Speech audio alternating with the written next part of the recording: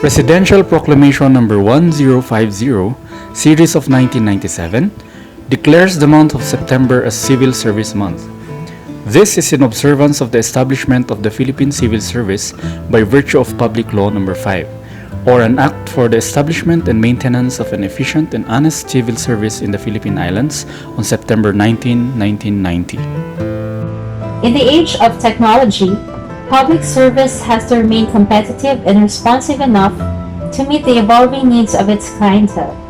Human resource management and development are also evolving as technology introduces new ways of interaction and alternative work arrangements. This was further highlighted during the COVID-19 pandemic situation, which brought about changes to work, government claim transactions, and other processes. Thus, the theme for this year is Philippine Civil Service at 120, public sector in the age of digital transformation, highlighting the use of emerging modern technologies and innovations in pursuit of effective public service. In the light of the COVID-19 pandemic, the anniversary activities set for this September will prioritize technology-driven activities that can promote social distancing and precautionary measures to comply with the initiatives of the national government. As the CSC celebrates the 120 years of civil service, the city government of Baguio commends all the civil servants in this time of pandemic. The man who shall welcome us all in this occasion is hardworking and perseveres in his chosen field of endeavor.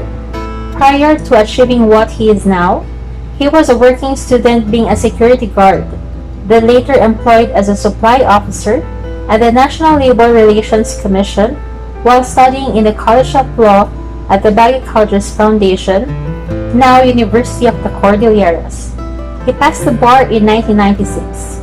He resigned at the NLRC after passing the bar and initially focused on his law practice, winning numerous cases in favor of his clients. He is currently a member of the following government instrumentalities. Number 1, Protected Area Management Board for the protection of the Lower Agno Watershed Forest Reserve. Number 2, Accredited Voluntary Arbitrator of the National Conciliation and Mediation Board of the Department of Labor and Employment. He is also a staunch advocate of social democracy, believing in people empowerment and good local governance. Ladies and gentlemen, the distinguished Baguio City Vice Mayor, the Honorable Faustino Olowan. To my fellow public servants, distinguished audience, our employee awardees, ladies and gentlemen, a pleasant good morning. It is an honor to welcome you all to this remarkable occasion. Today marks the 120th existence of the Philippine Civil Service, when it was established under Public Law Number 5 in 1900s by the Second Philippine Commission. The 1 century and 2 decades of its existence prove the wisdom of its creators and worthiness of its creation. One of the core functions of the Philippine Civil Service is to issue public service rules to ensure good conduct, loyalty, honesty, courtesy, hard work, and ethical principles.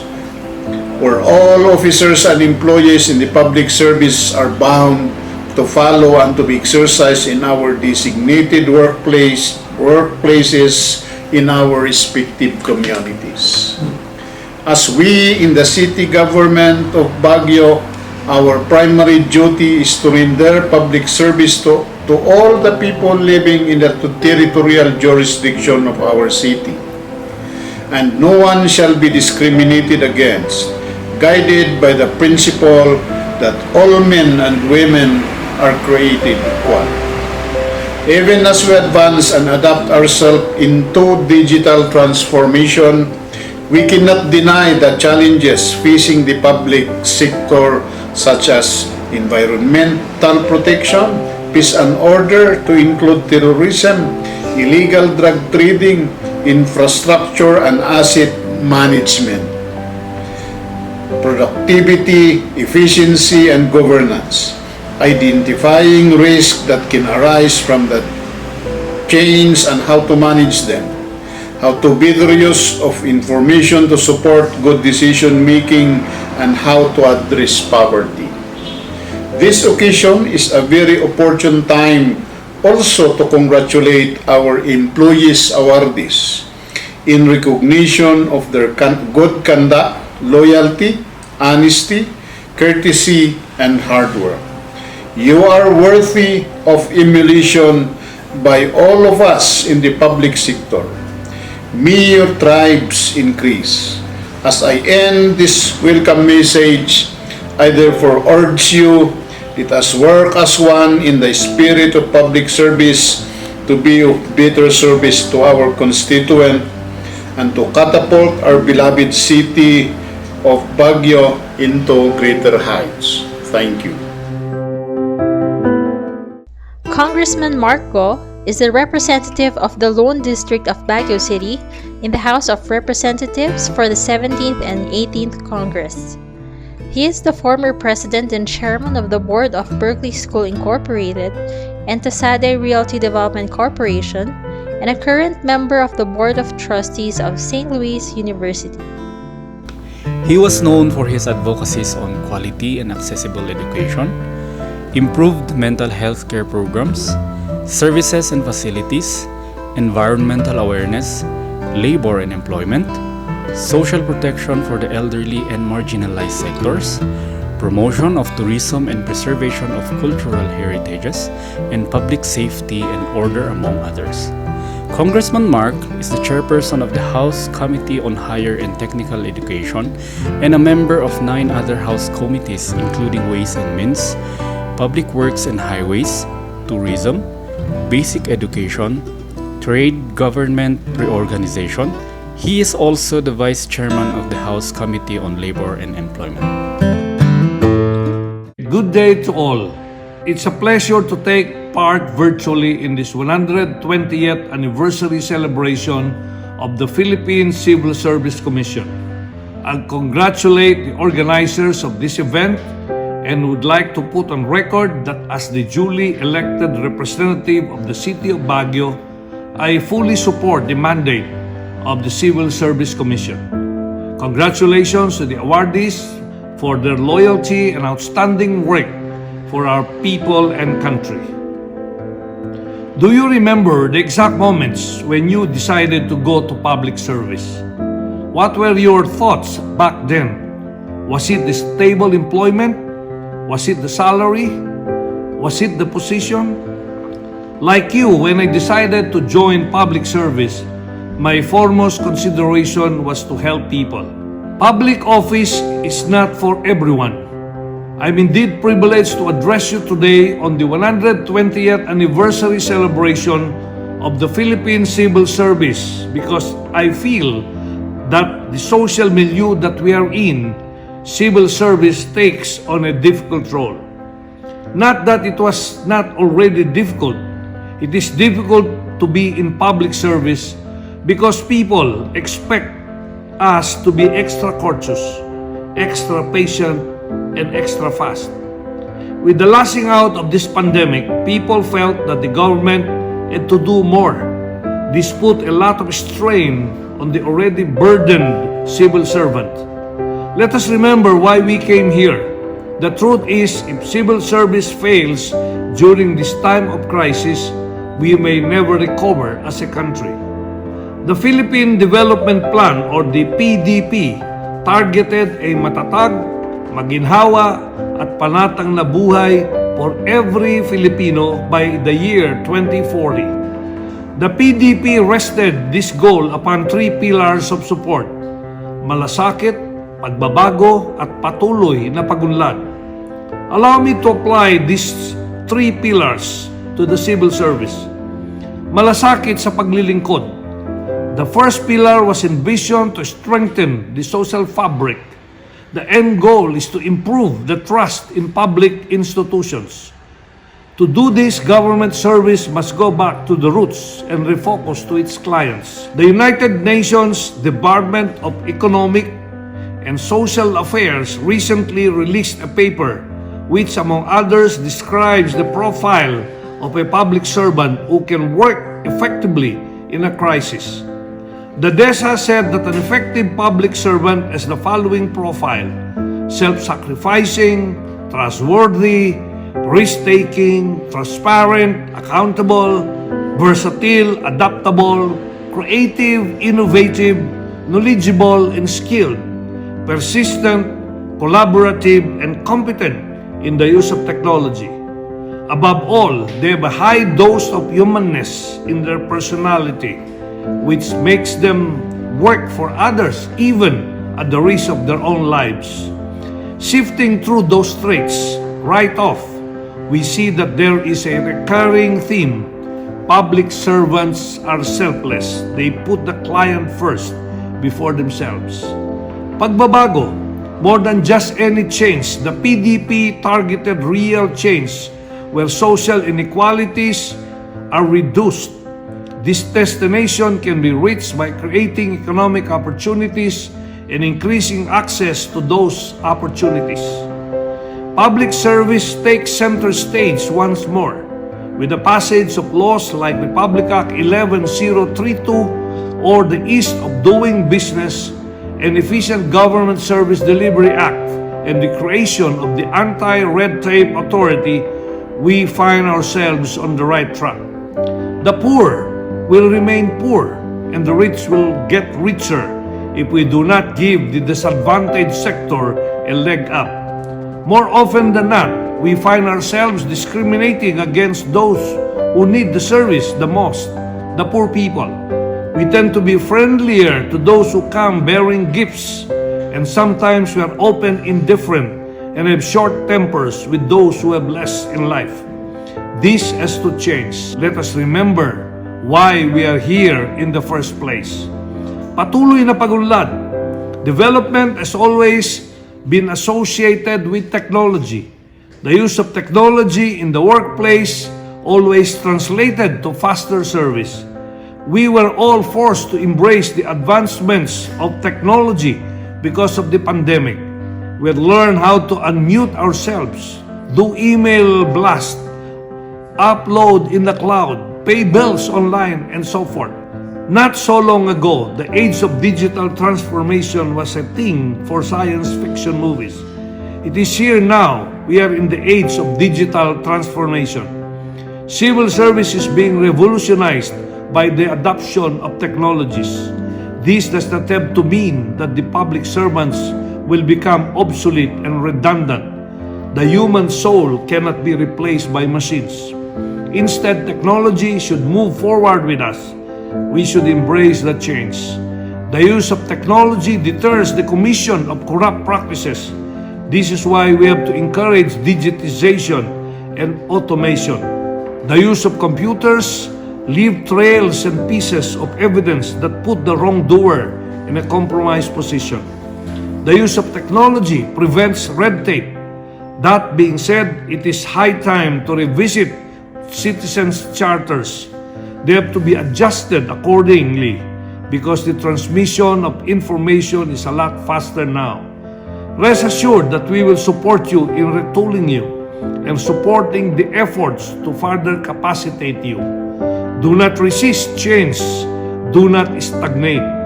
Use the technology to render a more efficient and timely service. Use technology to ease the anxiety of clients waiting for results. Put yourselves in their shoes. How would you react if you were this person faced with this predicament? What service would you want if it is your child who is sick? What would be your expectations if you are the one hungry and waiting in line under the blistering sun? We are indeed in the age of machines, but civil servants will not be scrapped or shelved to gather dust. There is still no substitute for humanity. Today, with all the buzz that was created by the digital revolution and how we were unceremoniously thrown into the electronics of it all because of the pandemic, let us remember the exact moment when we decided to join public service. Mabuhay kayo mga makabagong bayani. Maraming salamat po. Before the start of his political career, Mayor Benjamin B. Magalong, a retired police director general, has over 38 years of service in the Philippine National Police. Among the mayor's platforms are responsible tourism, revitalizing the environment, effective traffic management, and expanding health and social services. Mayor Benji is lauded for his uncompromising integrity. He is respected for being an advocate of honesty and truth, unmindful of the risk to his career and personal life. It is my great honor and privilege to introduce to you a man of stature and dedicated service, our pride and very own, the Mayor of the City of Baguio, Honorable Benjamin B. Magalong. Congratulations on celebrating your 120th year of setting the gold standard for government service. The importance of recognizing the government employees' outstanding performance cannot be downplayed. We realize that working for the government requires much dedication and willpower to do more than what is required of them. The years I have rendered service to the government has fully illustrated how the men and women go about their daily tasks with passion and fervor, and yet remain unrecognized because they are, after all, doing government work. The age of digital transformation cannot be more timely than now.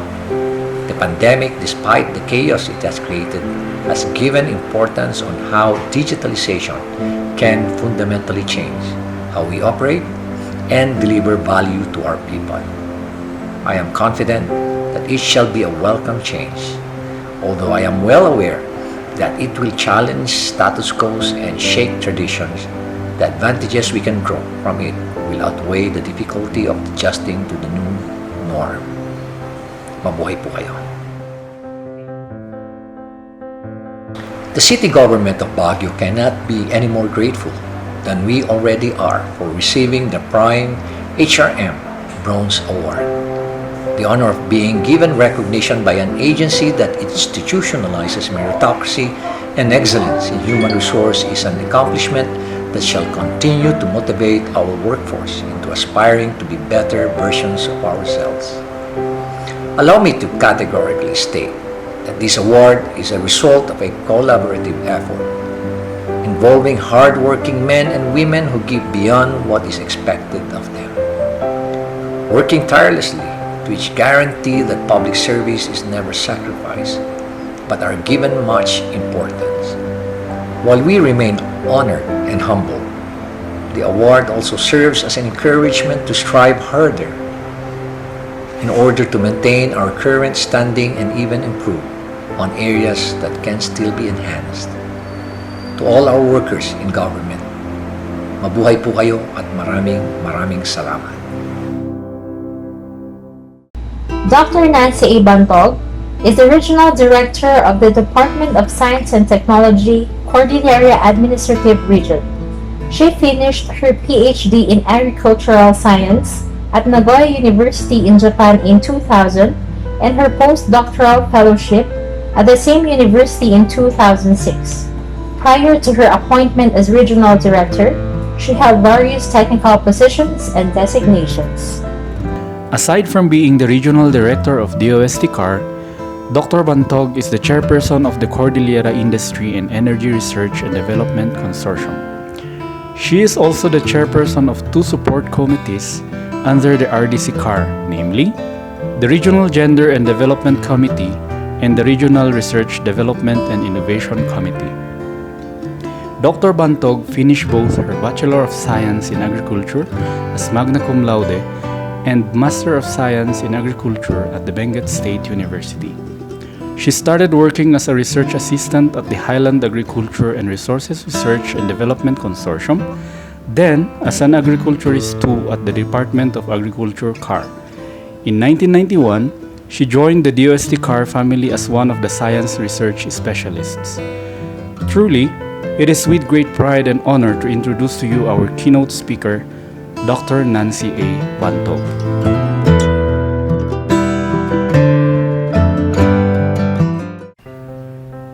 Honorable Mayor Benjamin Magalong and all the city's esteemed officials, the City Human Resource Management Office through Madam Edith Dawatan, who is leading this activity, department heads, awardees, and all personnel of the City of Baguio, guests, ladies and gentlemen. It is my pleasure to join you as you celebrate your annual awards and recognition, your celebration for the 120th anniversary of the Philippine Civil Service. Thank you very much for inviting me. The theme, Philippine Civil Service at 120, Public Sector in the Age of Digital Transformation, reverberates the call of this era where technological advancement and innovations are obligatory if we at the public sector remain relevant and responsive to our customers. Digital transformation underscores the use and integration of digital technologies, processes, and competencies into all areas of the organization, changing how you operate and deliver value to your customers. An important element of digital transformation is, of course, technology. Digital technologies include Internet of Things, blockchain, artificial intelligence, robotics, machine learning, cloud, big data analytics, and other emerging technologies.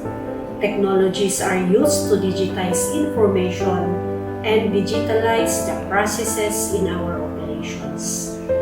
Let us have as an example the digital system of Baguio City, which is the contact tracing system, the landmark system which paved the way for our beloved Mayor, Honorable Magalong, the Czar of contact tracing. But before going further, I have a question for the audience. What do you think is the process used in contact tracing today without the use of advanced technology? Don't you think that we are supposedly using spreadsheets, not just one but several, long spreadsheets to capture sets of data, transferring of information from one file to another, emailing to users the information every correction that was made, using another platform for the analysis. Thus, data management becomes unbearable.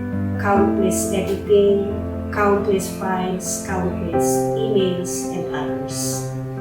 In short, it is tedious and time-consuming. Contrary to the current LGU Baguio-led contact tracing system, which is being used by several LGUs now, it is in its digital form. The information digitized are personal data of individuals, including addresses, places, health condition, and others. Technologies used are contact tracing software that involved the intricacies and application of IT infrastructure, and IT networks. The digitization of the information and processing of this data using the contact tracing system is an example of a digital process. However, digital transformation is more than shedding outdated processes and replacing antiquated technologies with new ones, but also about enabling innovation. Digital transformation demands continuous innovations. The technology today may be better than yesterday, but may become obsolete tomorrow. More so, digital technologies are not enough to secure digital transformation, which led us to recognize another important element of digital transformation. I refer this to organizational transformation or organizational change. This is a broad concept, but let me emphasize more particularly the people inside the organization, the leader, and the rest of the human resources inside. Fortunate is Baguio City that the leader, no less than the mayor himself, is pressing for Baguio City as a smart city. I congratulate Mayor Magalong, who exemplifies digital transformation, the key feature and a strategy for a smart city. Moreover, digital transformation is possible not just the will of the leader, but also the culture of the whole organization. Digital transformation is beyond technologies. Access to technologies may not be the problem after all, but the people that need to adapt and implement technologies towards positive transformation are equally important as that of the technology. Our behavior, mindset may be one of our enemies. Technologies may challenge our intellectual faculties, but it is never hard if we program our mindset for change and improvement. I am reminding myself too along this concern. We may not all be the innovators, but everyone should be the eager innovation adapters. Inevitably, we ourselves have to transform. We have to recognize innovation as one of our core values. We have to weave it into the fabric of our very own culture. Let me share with you the two major digital systems developed by USTCAR for the region. One is for DRRM application and the other is for research and development and innovation application.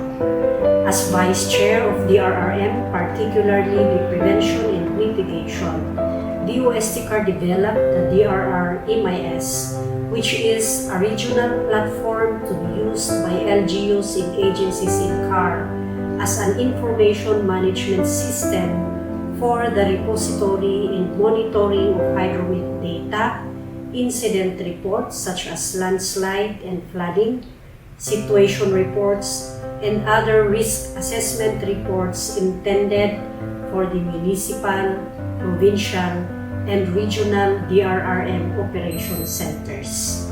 This will facilitate data analytics for early warning and other DRR-related decision-making. Another system we developed was the SEARCH, which stands for Systematic Exploration for Available RDI in the Cordillera Highlands.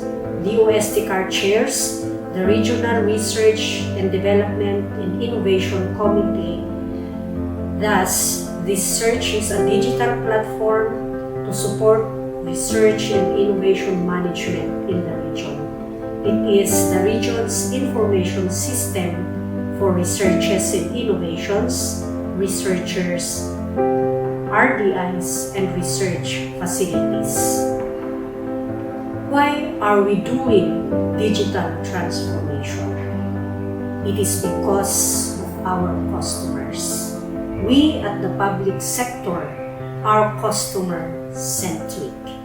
Digital transformation is about customers. We want to give the best services, and we say best if these are efficient, effective, transparent, and real-time. Easier said than done, we say, but it can be done. As defined, digital transformation refers to the customer-driven strategic organizational transformation that requires cross-cutting organizational change as well as the implementation of digital technologies. A study showed various benefits of digital transformation, and I would like to highlight some. Number one, facilitate real-time decision-making and accurate decisions. Access to information and data is vital, especially for time-sensitive situations like disaster, pandemic, and other urgent matters. A digital management system updates in real time, and access to real-time information makes all the difference for real-time decisions.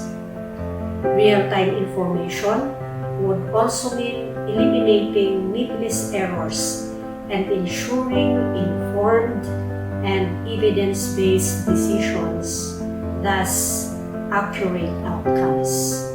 Reduction of manual processes eliminates human error and the likelihood of mistakes. Second, foster collaboration within and across organizations. The conventional sharing of information, which is through hard copies, compares nothing when these are shared online, much more in harmonized, digitalized system. This enables intra and inter-offices to share information, making collaborations within and across offices or departments much simpler and faster. Third, spend more time in completing more meaningful work.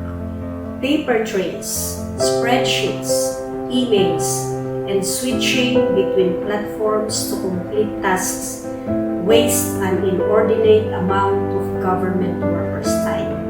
Reducing manual input, automating functions, and providing a single platform to work from would lead to more time to use their expertise in making a difference. Fourth, work anytime and anywhere.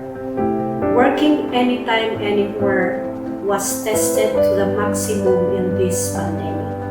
When agencies adopted the flexible working arrangement, such as work from home, our readiness to serve our clients was challenged and became a wake-up call of how our files are digitized and available online. Do we have systems in place where all of us in our department can work seamlessly? This will ensure that there are no unnecessary delays due to lack of information.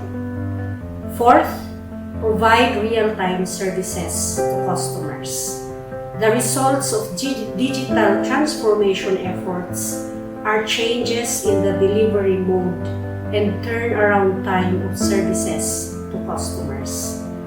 Connected citizens and businesses want to interact with government through whichever channel is easiest at the time, and increasingly this is online. Fifth benefit, promote transparency.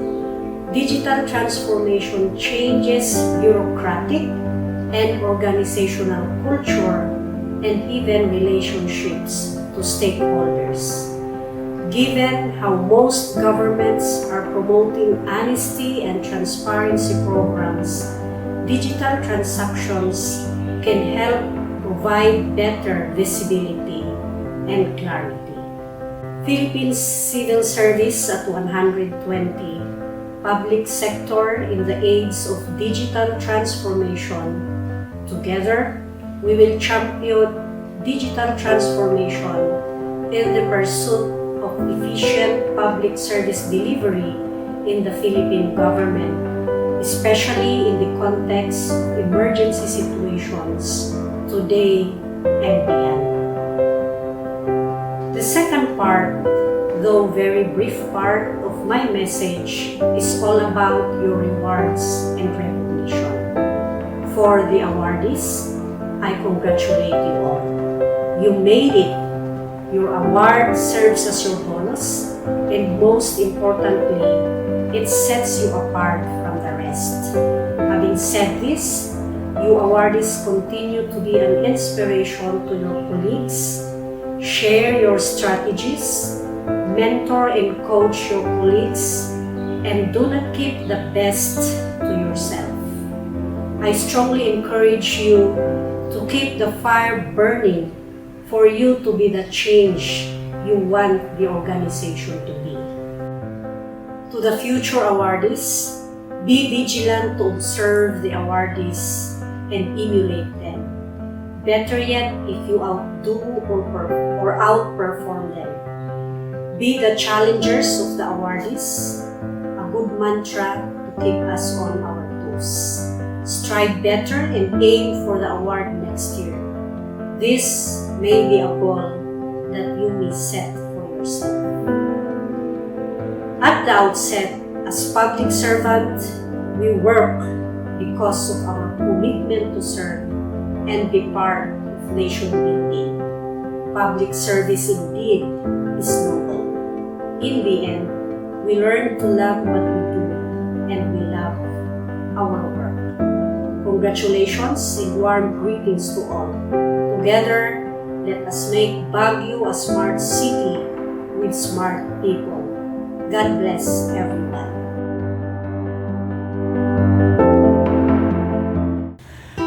Here to serenade us as we say thank you to the man above for all the blessings he bestowed upon us, the singing lawyer from the Civil Service Commission, Cordillera Administrative Region, Attorney Emily Balungay, with her rendition of Thank You Lord for Your Blessings on Me. In behalf of the Civil Service Commission, Cordillera Administrative Region, Happy Civil Service Month celebration to all. And to all the officials and employees of the City Government of Baguio, headed by our Congressman, the Honorable Mark Go, and the Honorable City Mayor, Czar Benji Magalong, a blessed day to all. And of course, to all the awardees, congratulations. And to everyone, a big salute to all of you for efficiently and faithfully discharging your duties and functions as public servants. While it is a fact that we are all struggling because of the big challenge posed by this pandemic, it is equally true that we have a God who is forever faithful and good, and His providence remains forever. So as we celebrate, it is but fitting that we thank Him for all His blessings to our life, to our family, and to our work.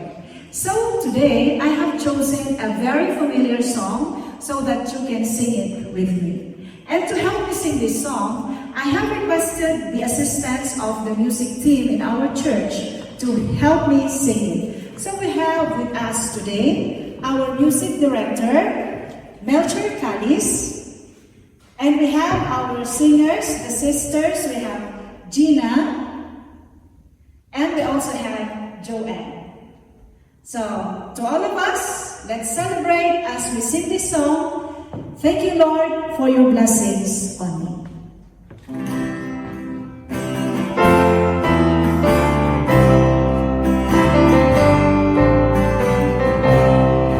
While the world looks upon me as I struggle along,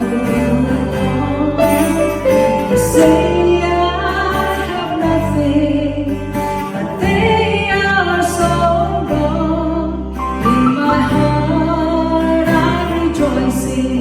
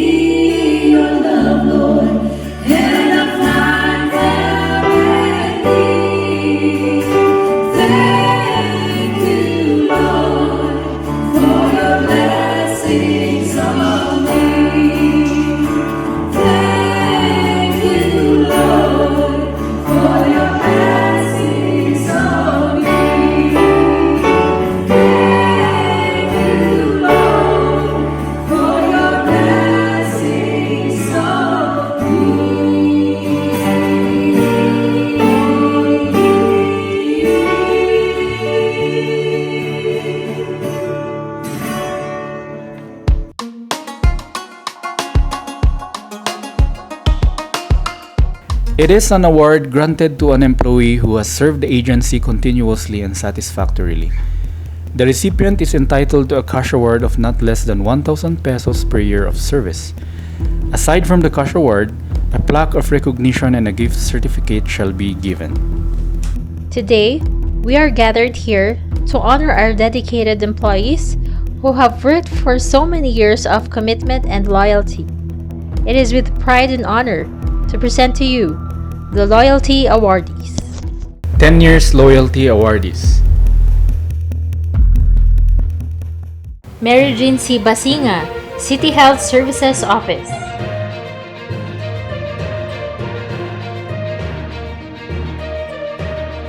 Julie Ann G. Basiwag, City General Services Office.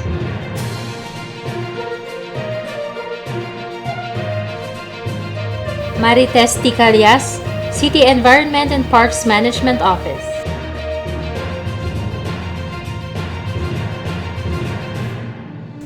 Grail A. Cortez, Office for Administration.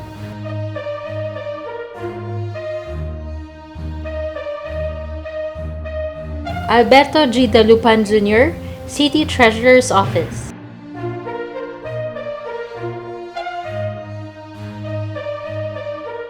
Redner P. Dayotao, City Veterinary and Agriculture Office.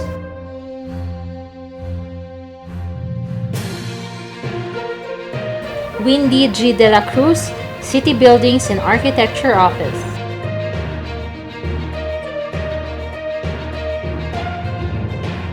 Sammy C. De La Vega, City Accounting Office.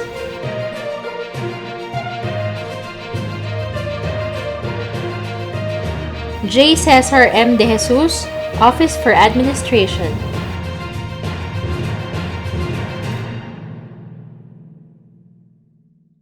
Anthony I. Dicang, City Health Services Office.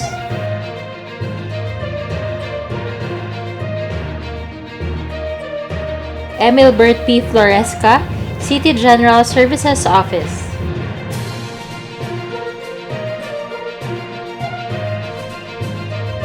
Rosemary T. Lumines, Office for Administration.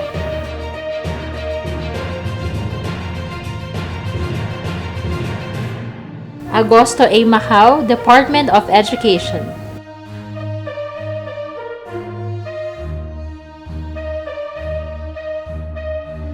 Jose A. Magensay, City Environment and Parks Management Office.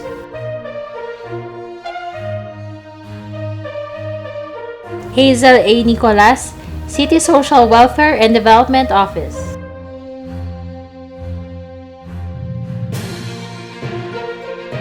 Lucena L. Pajulio, City Legal Office.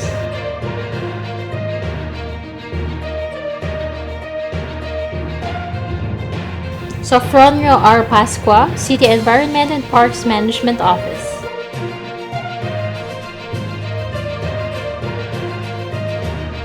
Imelda K. Pugoy, City Health Services Office.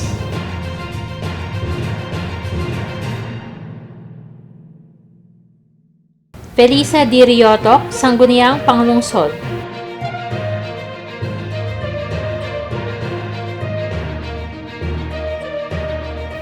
Lani L. Sigman, City Social Welfare and Development Office.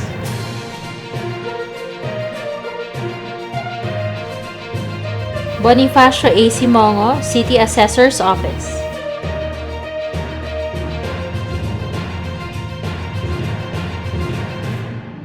Leia B. Tayag, City Civil Registry Office.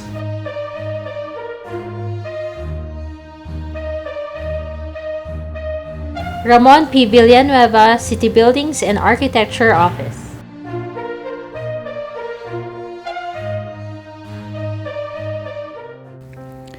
Loyalty cannot be blueprinted.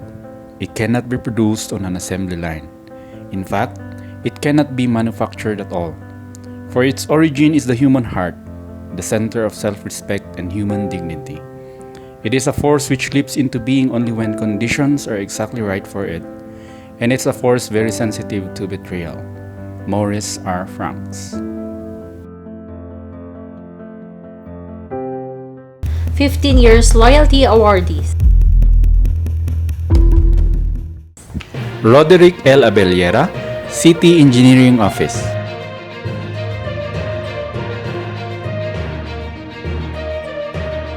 Lucy M. Aquino, City General Services Office.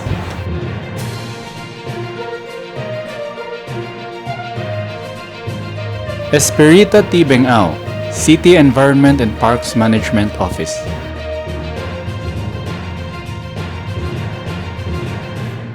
Lani A. Bulyo, City Environment and Parks Management Office.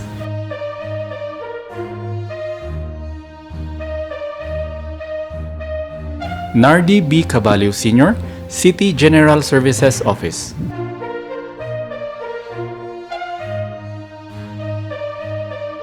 Marlina D. Cabfilan, City Environment and Parks Management Office.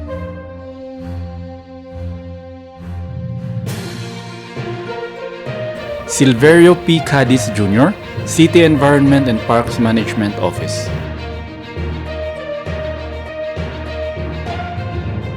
Ernesto M. Camatayan Jr., City Engineering Office.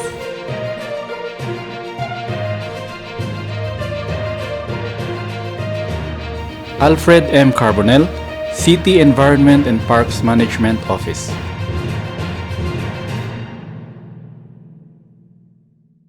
Manuela K. Chinalpan, City General Services Office.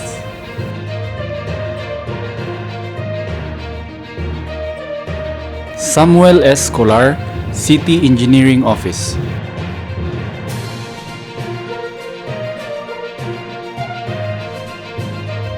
Reginald C. Daupan, City Environment and Parks Management Office.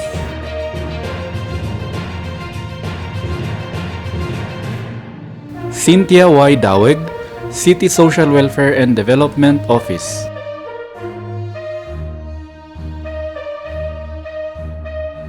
Maria Elena Zenaida M. Dicang, City Social Welfare and Development Office.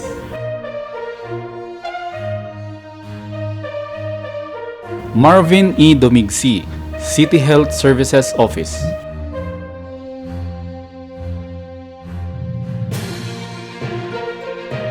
Rubin C. Fabian, City Environment and Parks Management Office.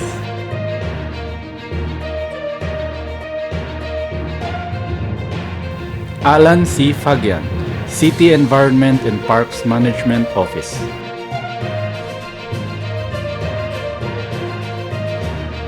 Edna B. Faliit, City Environment and Parks Management Office.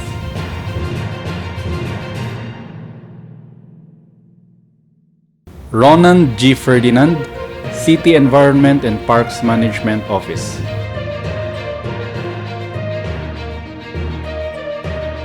Delphine Eustachio B. Flores Jr., City Environment and Parks Management Office.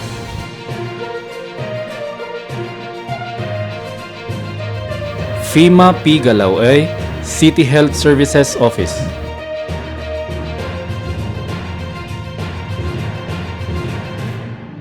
Jeffrey S. Ganaden, City Engineering Office.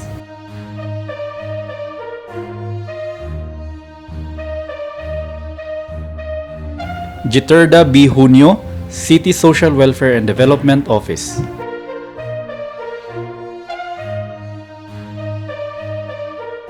Joel B. Hunsay, City Health Services Office.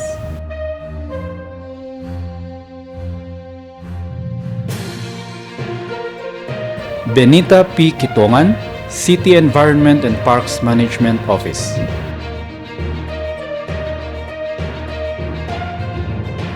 Aldin John E. Lardizabal, City Engineering Office.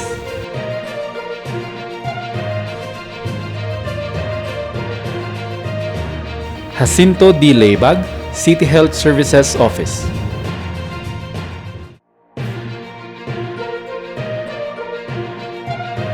Freddie A. Liskeng, City Buildings and Architecture Office.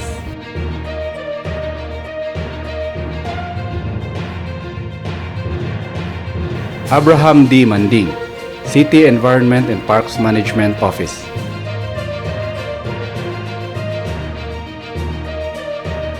Biden D. Maslang, City General Services Office.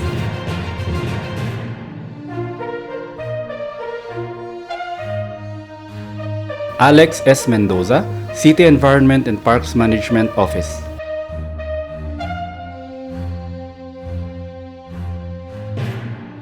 Edmond T. Mendoza, Department of Education.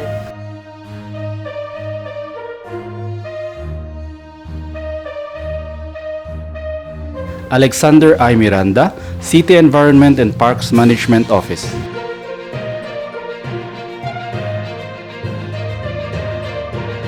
Therese L. Oriña, City Health Services Office.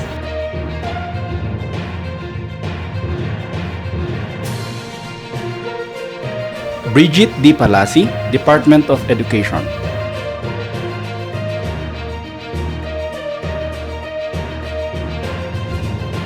Julia M. Paidoa, City General Services Office.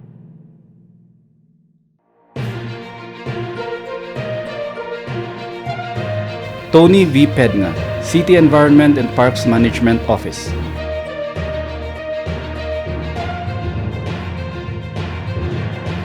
Eliza M. Potenec, City Environment and Parks Management Office.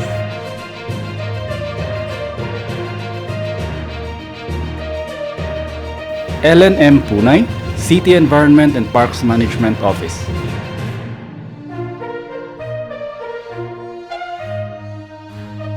Sheila B. Kinagoran, City General Services Office.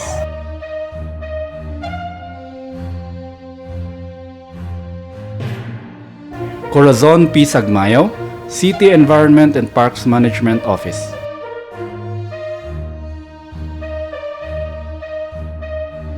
Pedro M. Sawak Jr., City Accounting Office.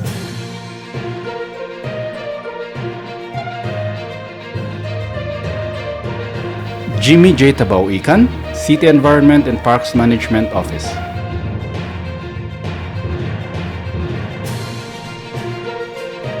Basilia N. Trifon, City Environment and Parks Management Office.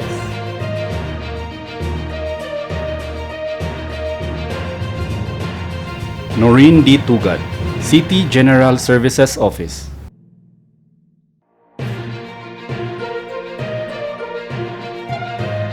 Romel E. Valdez, City Environment and Parks Management Office.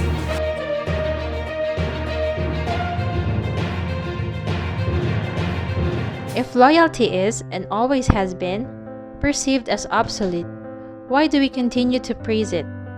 Because loyalty is essential to the most basic things that make life livable. Without loyalty, there can be no love. Without loyalty, there can be no family. Without loyalty, there can be no friendship. Without loyalty, there can be no commitment to community or country. And without those things, there can be no society. Eric Felton.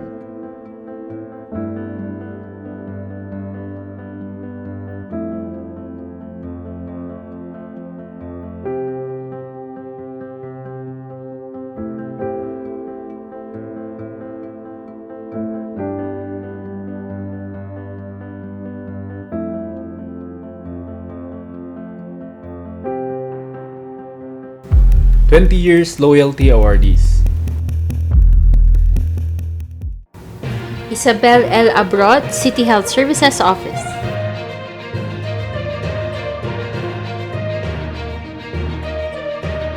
Conjilia P. Aclopen, City General Services Office.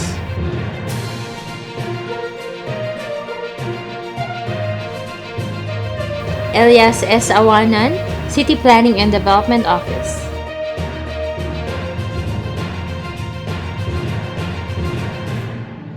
Romeo S. Arce, City Health Services Office.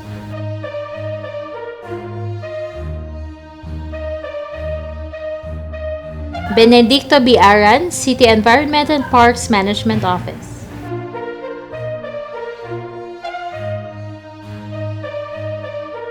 Fernan T. Balyada, City Assessor's Office.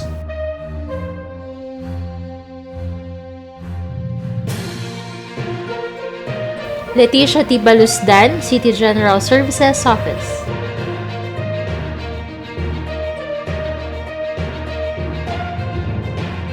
Gladys C. Bantog, City Veterinary and Agriculture Office.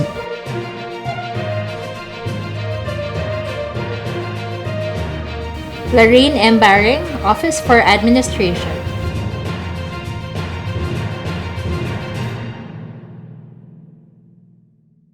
Arturo D. Capalaran, City General Services Office.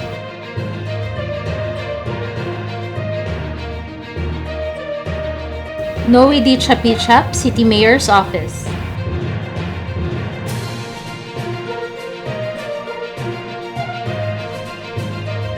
Manding M. Cuartelon, City Engineering Office.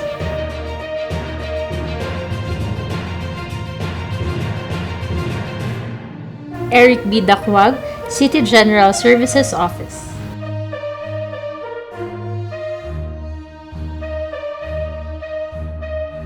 Letty B. Depidep, City General Services Office.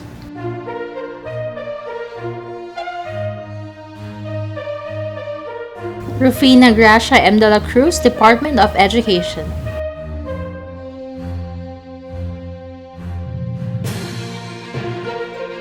Rosa M. Dodon, City General Services Office.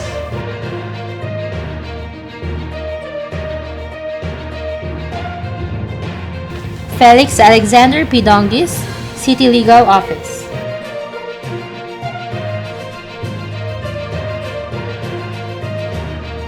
Rafaela Milagros C. Ducusin, City Health Services Office.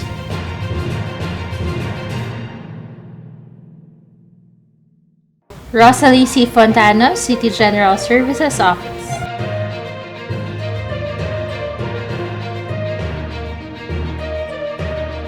Melanio N. Franco Jr., City Engineering Office.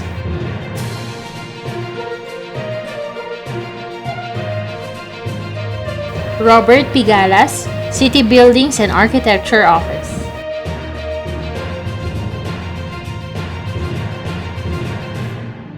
Carolina B. Gonzalez, City Veterinary and Agriculture Office.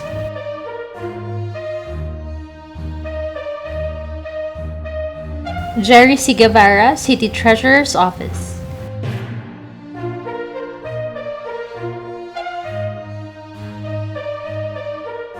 Daisy M. Hernandez, City Accounting Office.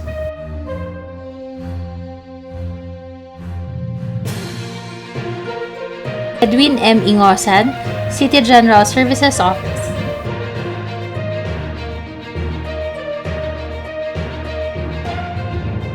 Maria Concepcion S. Itliong, City Civil Registry Office.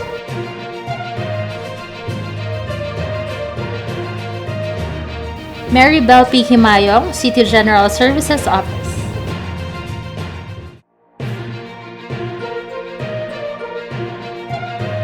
Avelino B. Liwangan Jr., City General Services Office.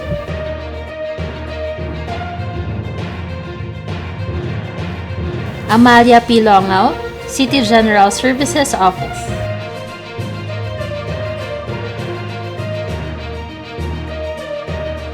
Bernardo B. Madino, City General Services Office.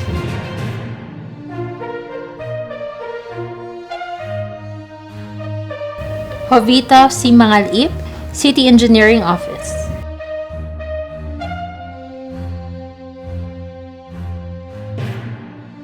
Rodrigo Samuel R. Martinez, City Engineering Office.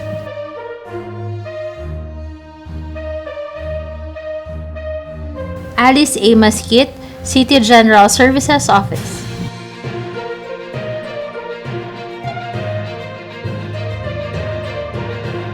Virginia Beatriz H. Milis, City General Services Office.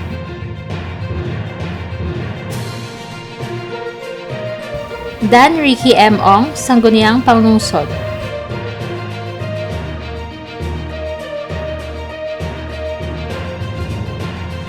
Easter W. Pablo, City Mayor's Office.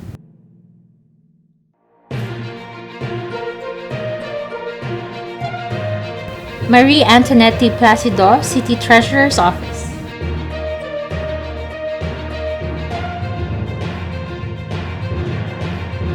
Arthur A. Prado, City General Services Office.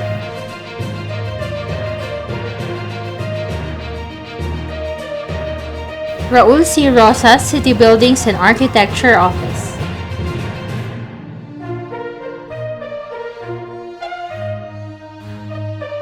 Rosa C. Waknag, City General Services Office.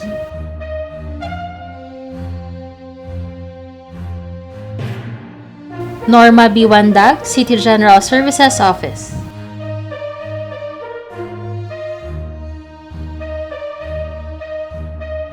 Martina B. Yagi, City General Services Office.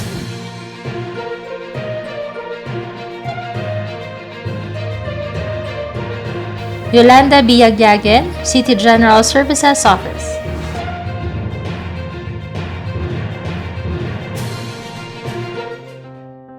Do good for yourself, and you will earn much. Do good for others, and you will earn more. Do good for all, and you will earn the most. If people depend on you for nothing, their loyalty will be nil. If people depend on you for small things, their loyalty will be small. If people depend on you for big things, their loyalty will be big. Matshona Liwayo.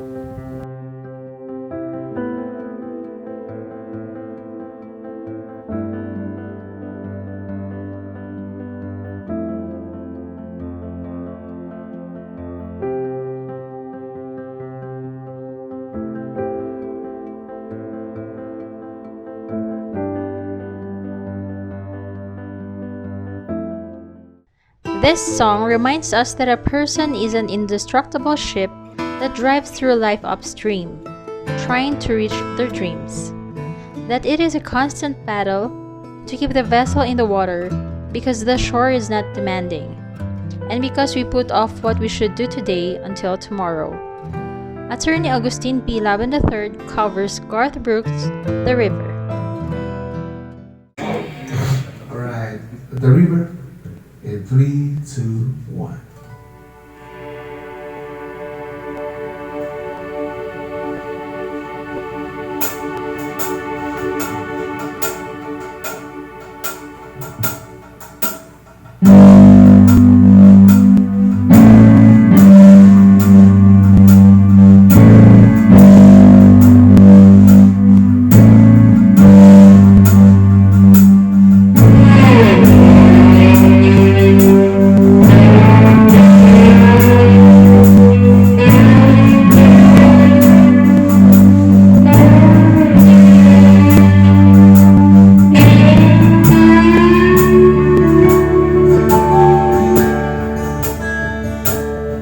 You know our dream is like a river, ever changing as it flows, and a dreamer is just a vessel that must follow where it goes. Try to learn from what's behind you, never knowing what's in store. Make each day a constant battle, just to stay between the shore. I will sail my vessel till the river runs dry, like a bird upon the wing. These waters are my sky. I never reach my destination if I ever try. So I will sail my vessel till the river runs dry. Many times we stand aside, let the waters sweep away, while you put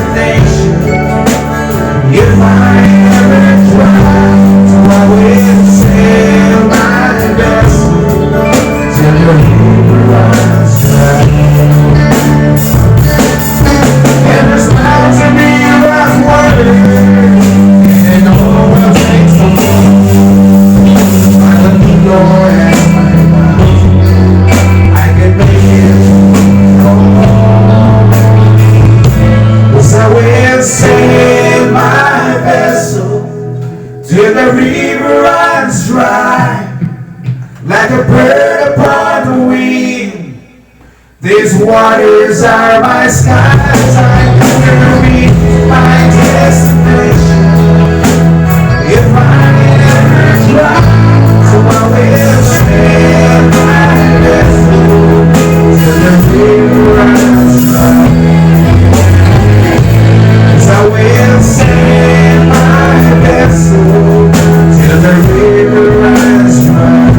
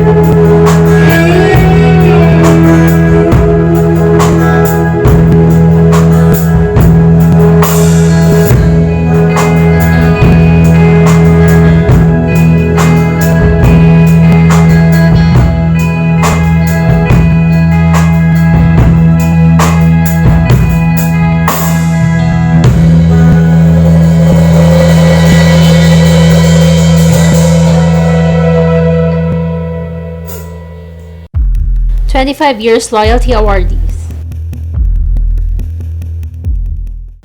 Rudy S. Catbagan Jr., City Planning and Development Office.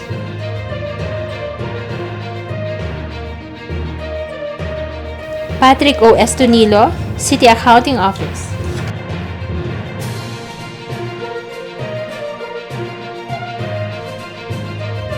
Enrique C. Galera, City Environment and Parks Management Office.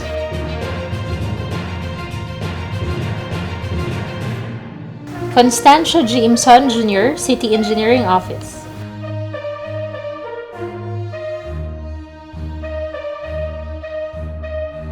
Leander E. Hularbal, City Veterinary and Agriculture Office.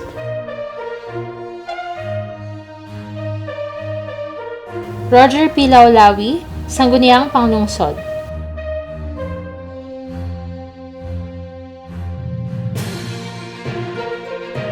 Cecilia L. Lumba, City Accounting Office.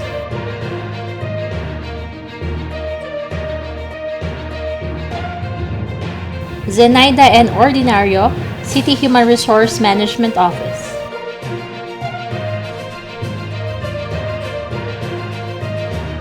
Marley D. Supnet, Sangguniang Panlungsod.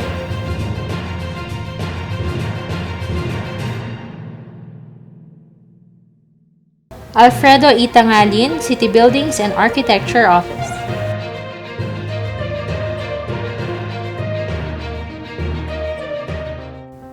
Loyalty is something you give regardless of what you get back. And in giving loyalty, you're getting more loyalty. And out of loyalty flow out great qualities. 30 Years Loyalty Awardees. Liza C. Balao, City Social Welfare and Development Office.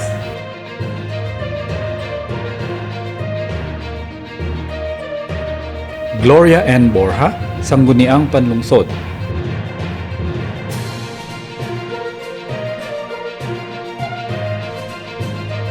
Alex B. Cabarubia, City Treasurer's Office.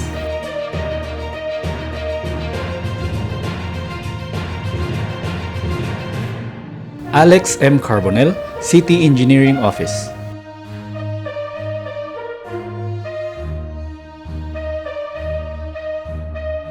Zoraida C. Clavio, City Health Services Office.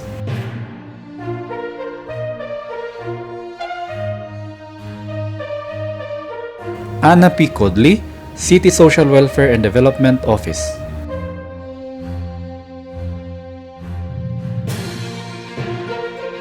Rolly A. De Guzman, City Engineering Office.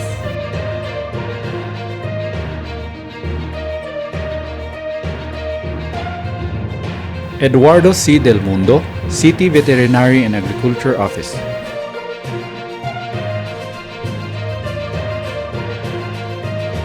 Elpidio P. Dongayao, City Mayor's Office.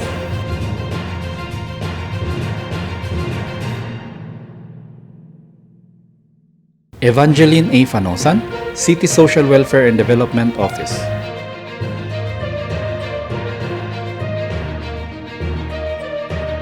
Marlene E. Ferriol, City Engineering Office.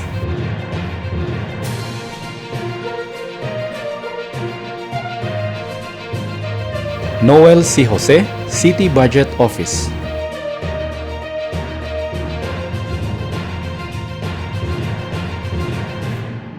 May Grace A. Palikdon, City Budget Office.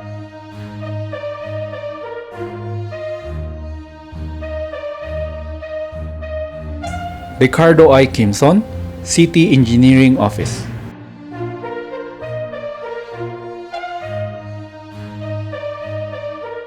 Fortunato L. Saganib, City Treasurer's Office.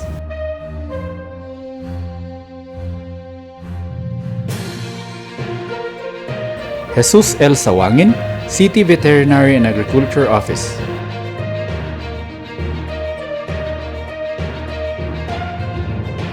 Marie Therese A. Sumbilio, City Health Services Office.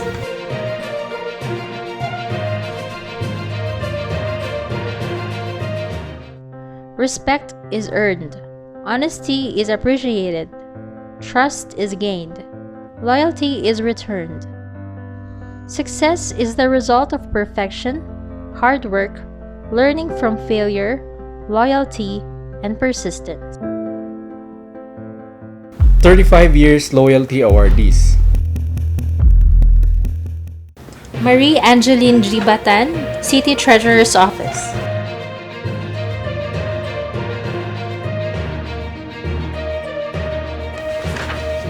Diosdado D. Beronia, City Health Services Office.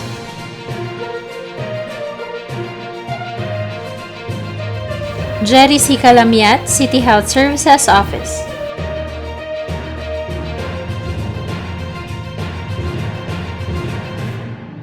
Ernesto O. Colliantes, City General Services Office.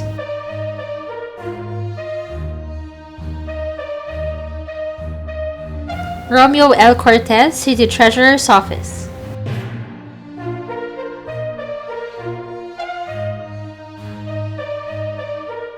Gloria V. Di Malanta, City Health Services Office.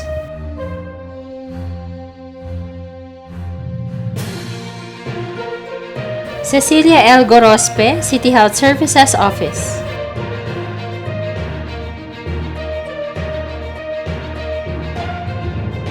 Mario C. Posadas, Sangguniang Panlungsod.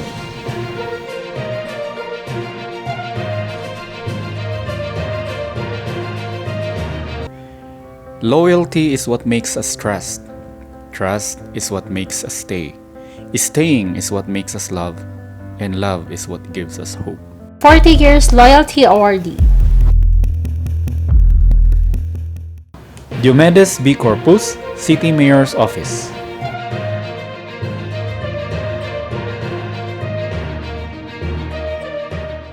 The foundation stones for a balanced success are honesty, character, integrity, faith, love, and loyalty.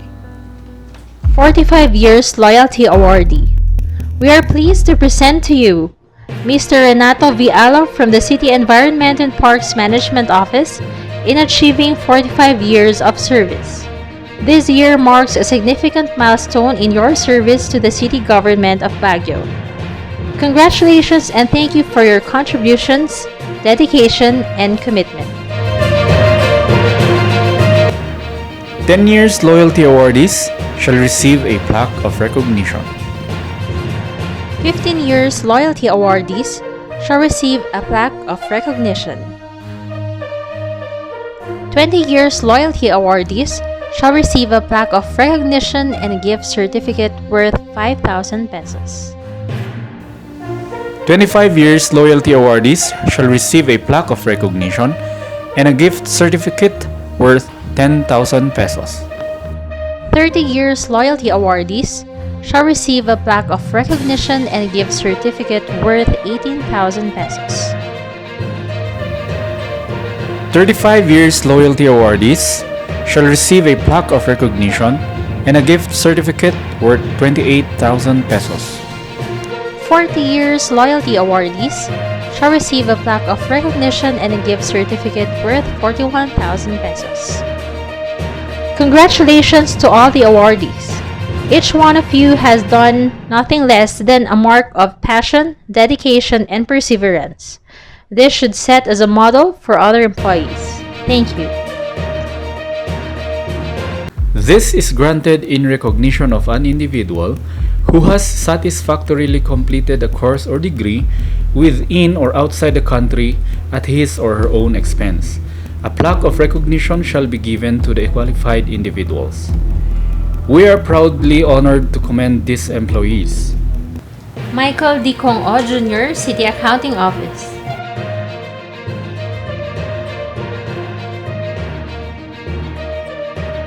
Leia Deborah S. Figueroa, City Civil Registry Office.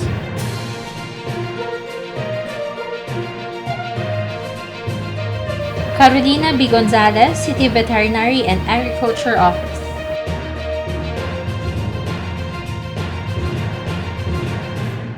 Ronald P. Ngalngalo, City Accounting Office.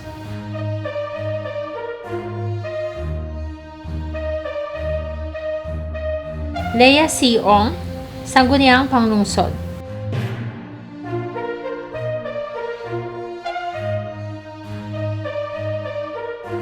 Remedios B. Poclan, City Health Services Office.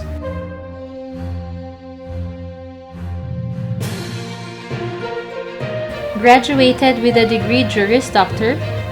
Noe D. Chapichap, City Mayor's Office. Congratulations and hoping for better career opportunities ahead of you. This is in preparation for your personal growth and improved self-esteem. Thank you. It is conferred to retirees whether optional or compulsory. All retirees shall be given a plaque of appreciation in recognition of their unselfish contribution and dedicated government service. Presenting our retirees. Carlo L. Alafriz, City Environment and Parks Management Office.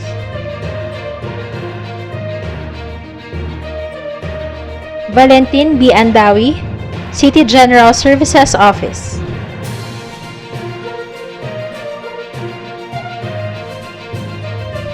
Melchor C. Baltazar, City Treasurer's Office.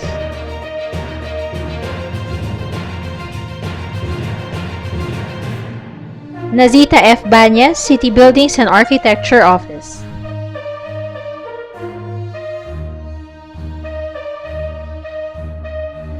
Elizabeth A. Bautista, City Health Services Office.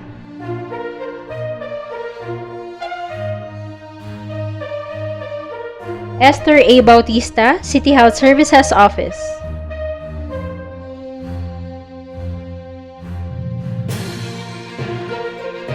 Mercedes M. Bernardo, City Mayor's Office.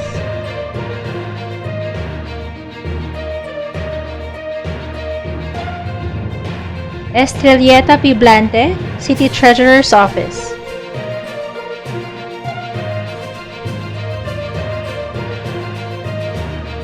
Salvador M. Boado, City General Services Office.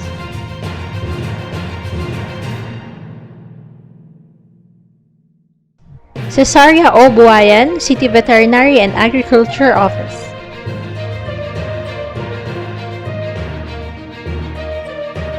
Julio L. Bugtong, City General Services Office.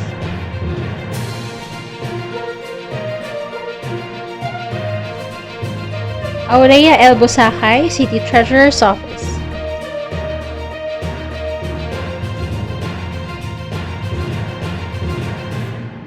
Mirna A. Caluza, City Health Services Office.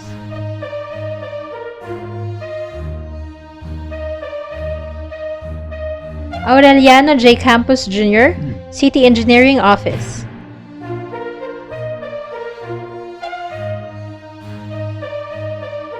Remedios B. Cardenio, City Treasurer's Office.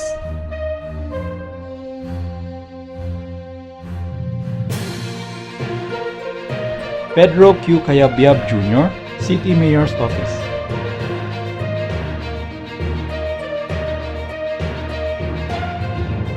Evelyn B. Kayat, City Planning and Development Office.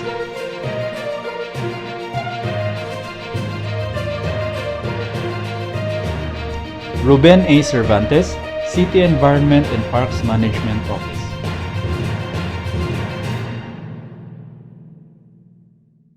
Felipe L. Colcol, City Environment and Parks Management Office.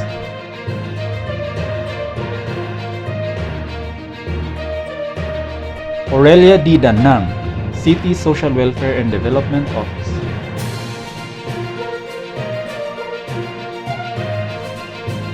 Gloria V. D. Malanta, City Health Services Office.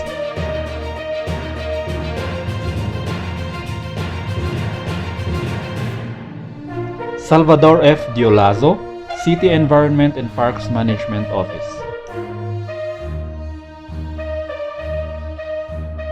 Jaime G. Dolormente, City Treasurer's Office.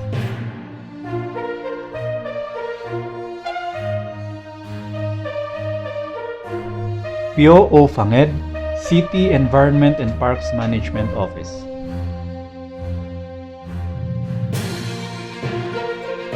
Beatriz Y. Gajete, City Environment and Parks Management Office.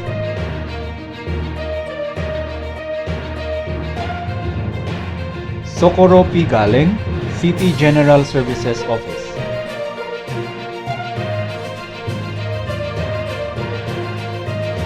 Jaime D. Gamboa, City General Services Office.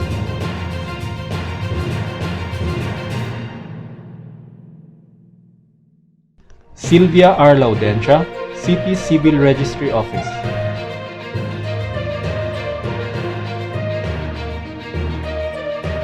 Teresita C. Leon, City Mayor's Office.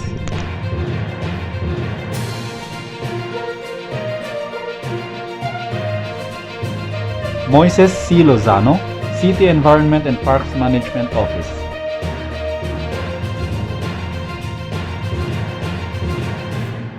Ruben L. Lucero, City General Services Office.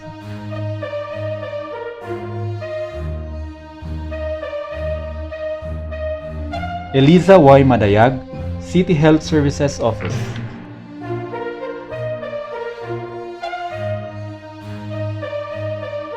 Edward L. Magalgalit, City Engineering Office.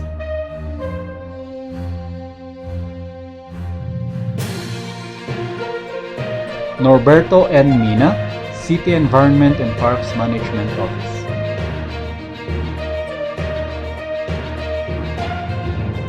Dionisha M. Monor, City Health Services Office.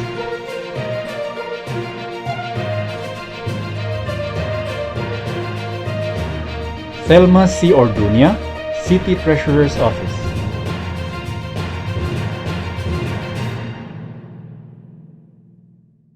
Carlos B. Pascual, City Treasurer's Office.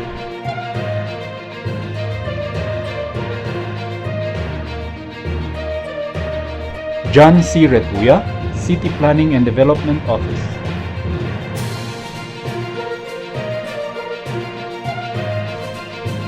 Cipriano M. Piamonte, City Engineering Office.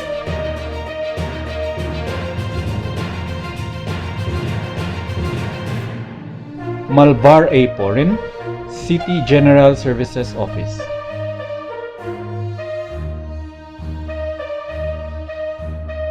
Norman G. Ronquillo, Sangguniang Panglungsod.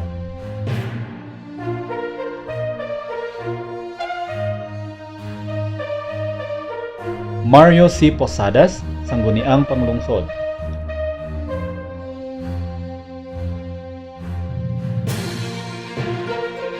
Raymond Q. Ruaro, City Planning and Development Office.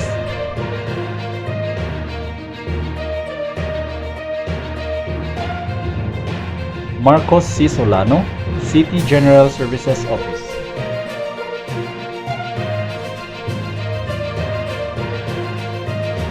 Policarpio M. Tamayo, City Treasurer's Office.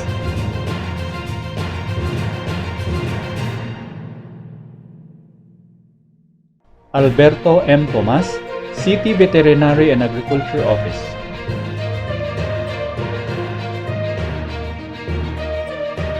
Clarence A. Wadwadan, City Environment and Parks Management Office.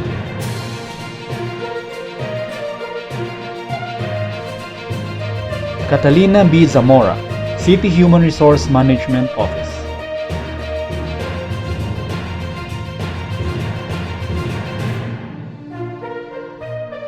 According to Tony Robbins, an American author, philanthropist, and life coach, once you have mastered time, you will understand how true it is that most people overestimate what they can accomplish in a year and underestimate what they can achieve in a decade.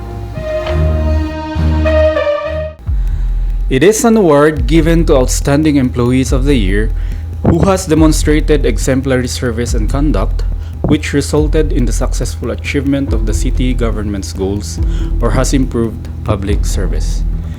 Nominees shall receive a certificate of recognition plus cash award in the amount of 3,500 pesos. Presenting the nominees for Outstanding Employees of the Year, First Level. Constante T. Alafri, City Engineering Office.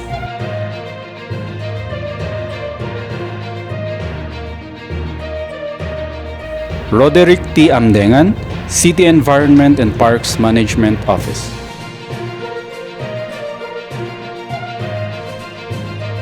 Drema A. Baroga, City Human Resource Management Office.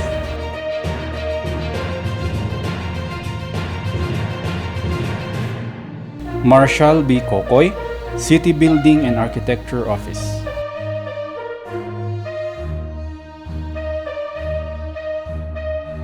Jeronimo D. Coloman, City Engineering Office.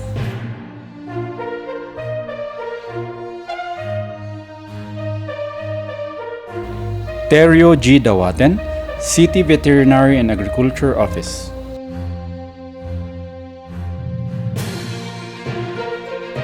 Elmer T. De Leon, City Assessor's Office.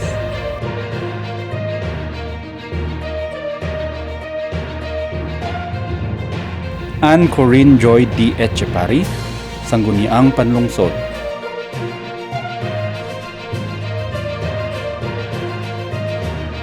Ofrenio M. Liaño, City General Services Office.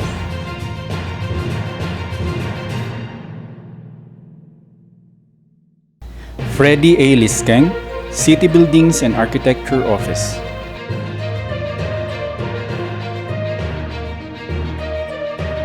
Judith C. Madiasan, Sangguniang Panlungsod.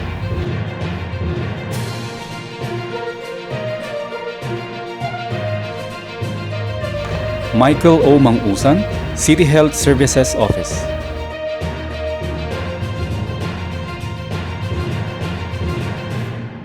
Marvin Dominic W. Mayos, City Civil Registry Office.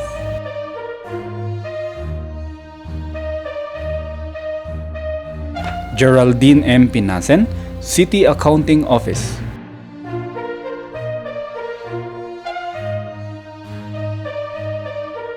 Adrian C. Ponseca, City Budget Office.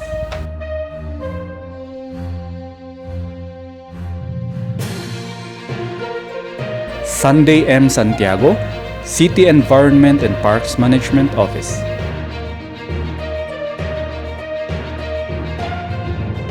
Lalaine C. Soriano, City Treasurer's Office.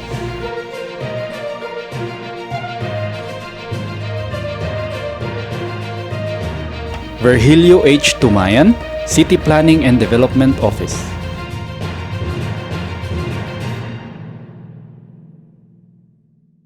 Patrick V. Vinluan, City Mayor's Office.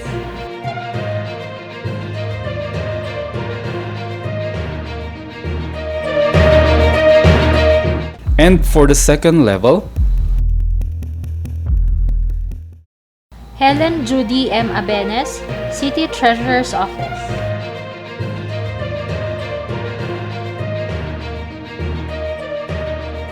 Lagrimas R. Alafris, City Accounting Office.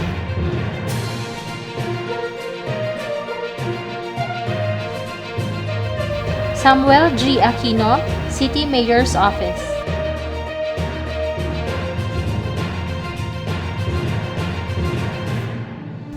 Glenn G. Bagitan, City General Services Office.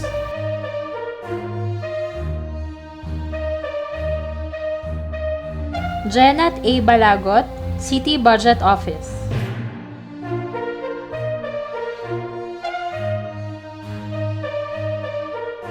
Grace S. Kadwising, City Planning and Development Office.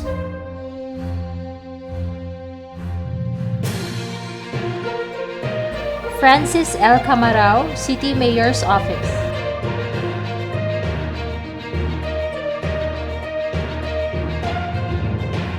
Joel D. Garlejo, City Assessor's Office.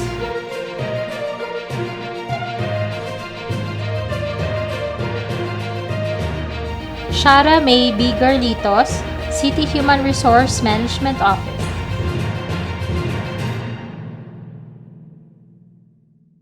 Jordan G. Habiling, Sangguniang Panlungsod.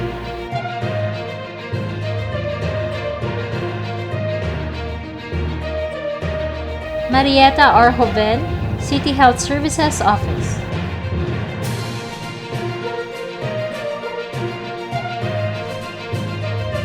Joel Clayton B. Ligligan, City Treasurer's Office.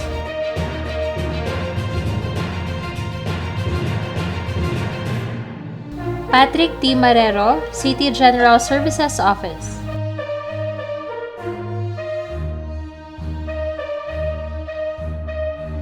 Richard S. Molina, City Engineering Office.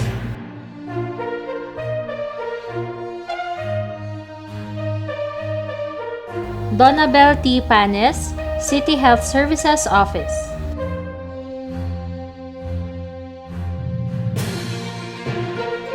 Sofronio R. Pascua, City Environment and Parks Management Office.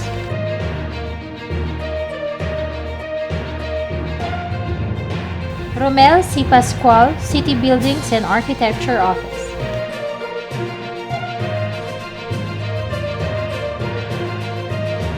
Lori Jane B. Solano, City Civil Registry Office.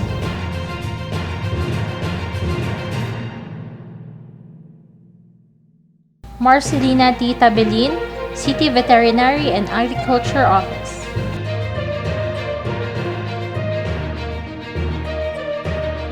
Our warmest congratulations for a job well done. The award speaks highly of how well you performed in the city government of Baguio. The top 10 awardees shall receive a plaque of recognition and cash award in the following amounts. Top 1, 10,000 pesos. Second place to 9th place, 7,000 pesos. We are pleased to present the top 10 outstanding employees of the year. Judith C. Madyasan, Sangguniang Panlungsod.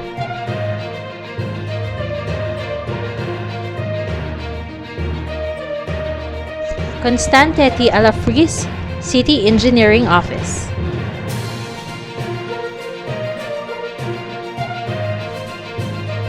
Freddy A. Liskeng, City Buildings and Architecture Office.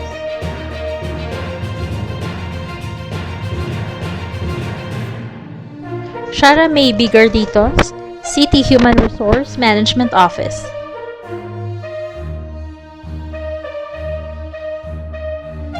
Joel Clayton B. Ligligan, City Treasurer's Office.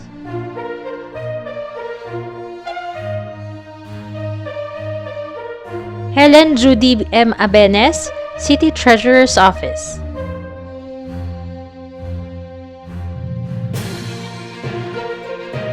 Patrick B. Binluan, City Mayor's Office.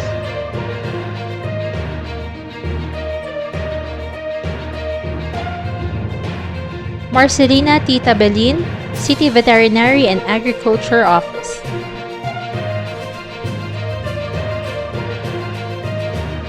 Francis L. Camarao, City Mayor's Office.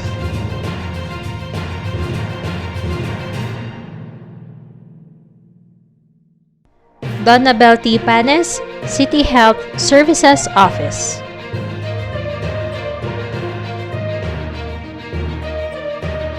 Congratulations! Your dedication has been extraordinary. Thank you for your hard work and dedication. You are valued employees of the agency, and your continued contributions are vital for our agency to continue to be successful in meeting our mission, vision, and values.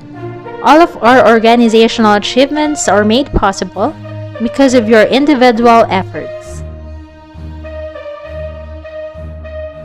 Our warmest congratulations for a job well done. To give the closing remarks is a member of the Sangguniang Panlungsod ng Baguio and the chairperson of the Committee on Ethics, Governmental Affairs and Personnel. Prior to his EGAP chairmanship, in his first 9 years as a city councilor, he chaired 2 committees, the Committee on Urban Planning, Lands and Housing, and the Committee on Livelihood, Employment, Cooperatives, and Persons with Disability. Outside of government service, he is an ordained minister of the Good News Worldwide Missions International and serves as pastor of the Good News Community Churches in Baguio City. An advocate of good governance and a believer in the innate goodness of everyone, he sees in every government employee a great potential public servant, and for his part, has worked for and continued to do so the legislation of measures and the collaboration with various concerned offices to improve certain city government policies for better delivery of public service. It is with great honor and pleasure to welcome the Honorable Isabelo B. Cosalan Jr.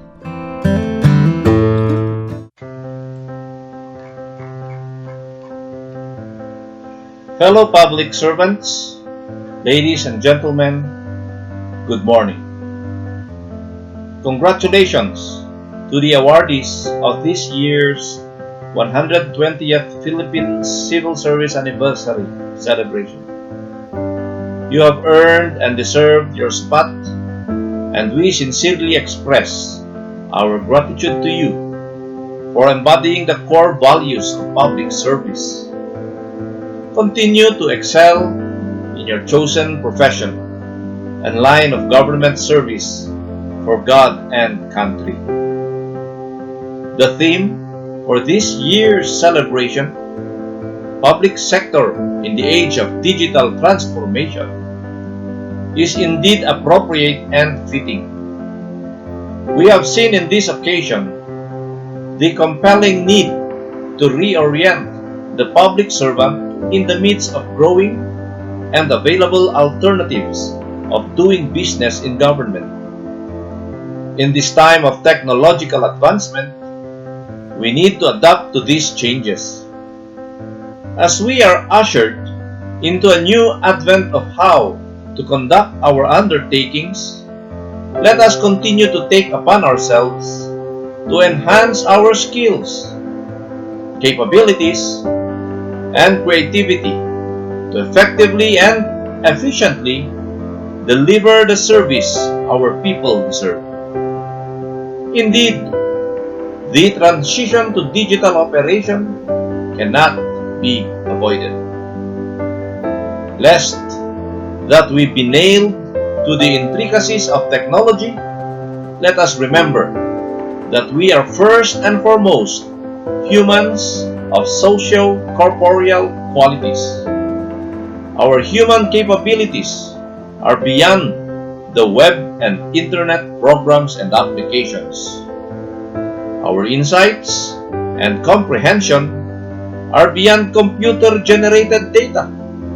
Likewise, our accountability and commitment are not technology-driven. And so, we call upon all the government workforce to be public servants, regardless of whatever benefits technology provides.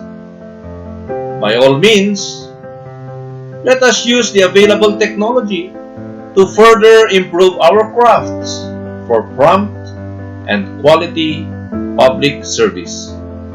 But, more importantly, let us act beyond the mantra of public service is a public trust.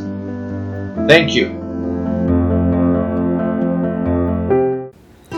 An amazing and powerful song that lifts spirits in an instant during tough times. A song that is a little about tragedy and a little about love. Once again, Atty. Agustin P. Laban III with his version of the dance by Garth Brooks. Alright, the dance in 3, 2, 1. Finally.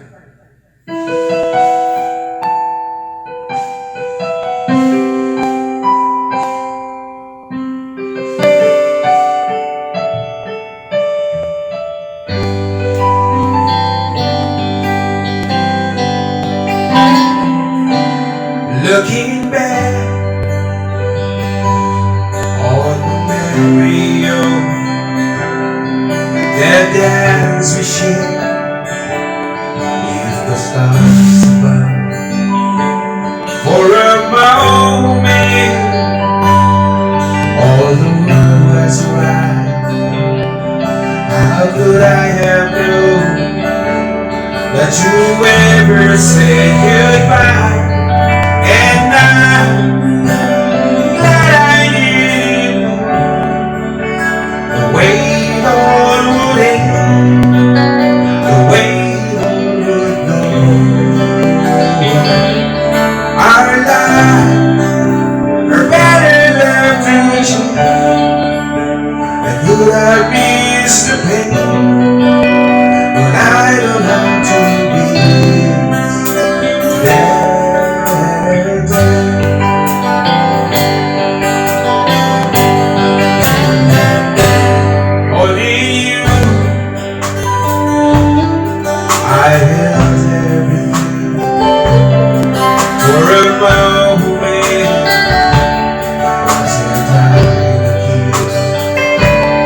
If I only know how the key would fall,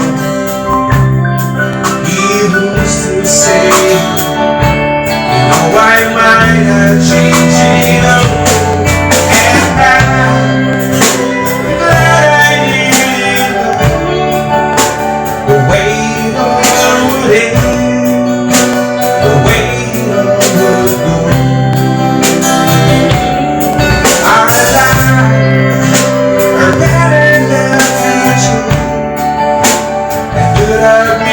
The pain, but I don't want to be there. It's my life, or better than future.